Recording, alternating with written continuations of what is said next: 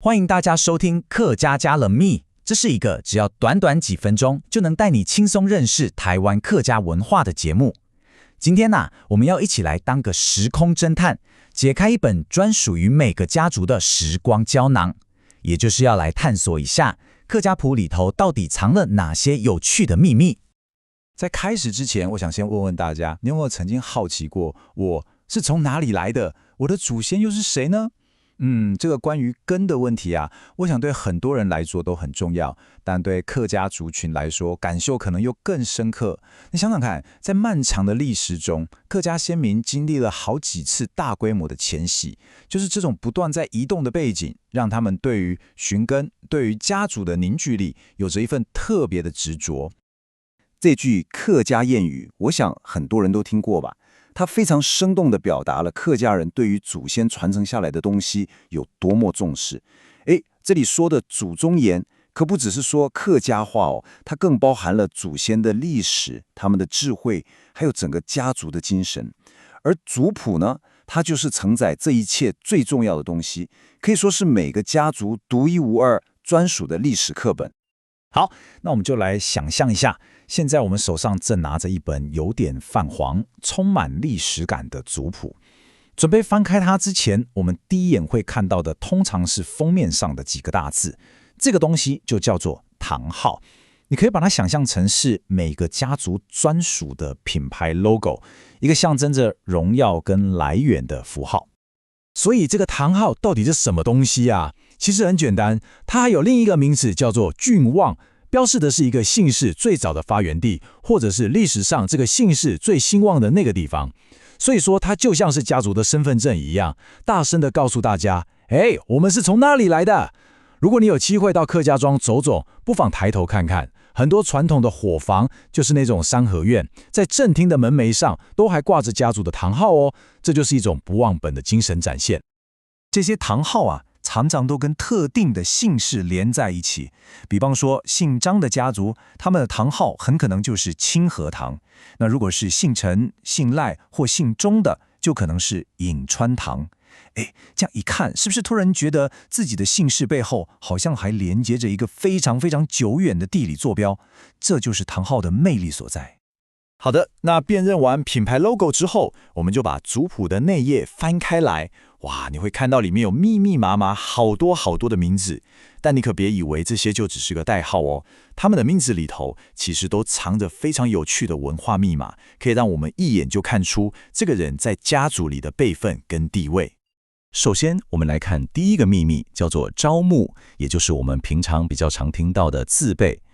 这是一个非常聪明又很独特的命名传统。怎么说呢？就是家族的长辈们会预先编好一首诗，这首诗通常都带有吉祥或是对后代的期许，然后规定接下来的每一代子孙都要按照顺序从这首诗里面挑一个字放进自己的名字里。这就像一条看不见的线，把整个家族的辈分关系串得一清二楚。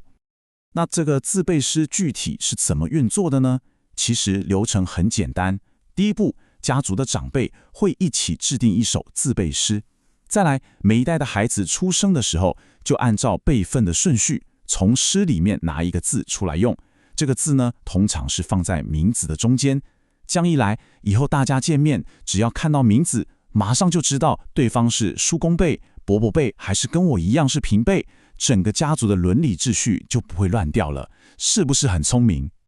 在族谱里面还有一个非常有客家特色的称号，叫做郎名。你可能在族谱或阿公阿婆家的神主牌位上看过像是念六郎啦，或是百八郎这样的名字。它的形式通常是一个特定的字头加上一个数字，最后再加一个郎字。这里有个关键重点，就是这个称号通常是祖先过世之后才使用的，是后代子孙对他的一种尊称。祖先在世的时候并不会这样叫他哦。当然了，一本厚厚的客家族谱绝对不只是一本名字的清单而已，它更像是一个超级丰富的资料库，里面记载了祖先留给后代子孙的各种宝贵资讯，还有他们谆谆的教诲跟叮咛。我们来挖宝看看族谱里还藏了些什么好东西。首先是谱序，这就有点像是书的推荐序，通常是修族谱的人写的，记录了当时的时代背景，还有修谱过程的甘苦谈。祖训呢，就是家族的家规，是祖先留下来的行为准则。还有迁徙过程，哇，这个读起来简直就是一部家族的史诗级冒险故事。另外还有2个我觉得特别有趣，一个是风水，族谱会很详细的记载祖坟的方位，像是坐庚向甲，或是地形，像是福地虎形，可以看出客家人真的很重视风水。最后一个是孺人，这是对女性祖先的一种尊称。虽然我们知道古代族谱比较重男轻女，但透过这个称谓，我们还是能看到对女性的敬重。讲了这么多传统族谱的内容，大家可能会觉得，哇，这好像是好久以前的事了，感觉离我们的生活有点遥远。但是你知道吗？其实随着时代的变迁，族谱的样貌还有编写的方式，也正在经历一场超级大的转变哦。这个转变可以说是天差地远呢。你看，传统族谱基本上只记录家里的男丁，但现在修谱越来越重视性别平等，会把女儿也一起写进去。语言也从以前那种很难看懂的文言文，变成大家都能轻松阅读的白话文。更重要的是，它的载体从以前一本一本的手抄本，进化到现在的数位化、网络化，甚至还可以把照片、生活故事，或是最新的 DNA 基因资讯都加进去，让整本族谱变得更立体、更丰富，也更好玩。这也代表说，我们现代人如果要寻根，手上的工具真的比以前多太多了。现在有很多线上的族谱网站跟制作软体，你坐在家里的电脑前面就可以开始建立自己的家族树，甚至你还可以去做 DNA 基因测试，用科学的方法来追溯你的血缘到底来自世界上哪些地方。当然，也可以到户政事务所去查日治时期的户籍资料，或是利用国家数位典藏的资源，这些都让寻根这趟旅程变得更加方便，也更加可行了。好了，听了这么多关于客家族谱的秘密，还有它的演变，你是不是也开始觉得有点心痒痒，好奇说，那属于我自己的家族故事又被记录在哪里呢？它可能就静静地躺在你身边的某个角落，等着你去发现它。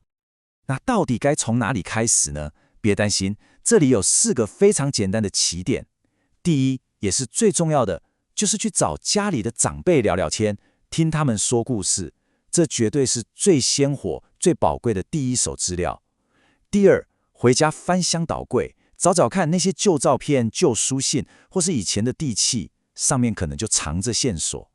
第三，如果有机会回到老家，记得仔细看看公厅里的神主牌位，上面就刻着祖先的名字跟称号。最后每年去扫墓的时候，不妨多留意一下墓碑上的刻字，那里往往藏着祖籍地、堂号这些关键的资讯哦。最后，我想留一个问题给大家思考：族谱它不只是一本记录过去的书，它其实是一部还在不断被写下去的历史。